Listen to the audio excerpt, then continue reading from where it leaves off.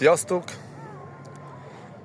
Szeretnék nektek elmondani egy történetet, ugyanis nem sokkal, 2 napja felléptem a netre, és szerettem volna venni egy jachtot.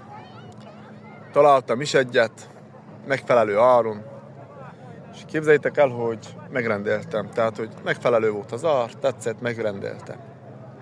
Várok 2 napot, megérkezik a jacht, nagy izgalommal megyek, hogy nézzem meg, ráadásul egy futár hozta. Hát gyanús volt egy kicsit az eset, mert autóval hozták, és mondom, hát az autó a jachtba hogy fér be? Hát azt nem tud bevenni, az egy autóba a jacht, tehát azt húzni kellett volna egy utánfutón, vagy mit tudom én, valami más megoldással. Hát áráfel megkaptam a jachtot, hát nézzétek meg, hogy mit kaptam. Itt a jacht, lássátok. Egy felfújhatós jachtot kaptam, 3 méter 20 hosszú, van ezzel egy ilyen lapát, amivel tudok evezni, kötő, amivel kitkötetem magamat, hogy ne hagyjam el a jachtot. Ilyen lássátok, hátra végig van.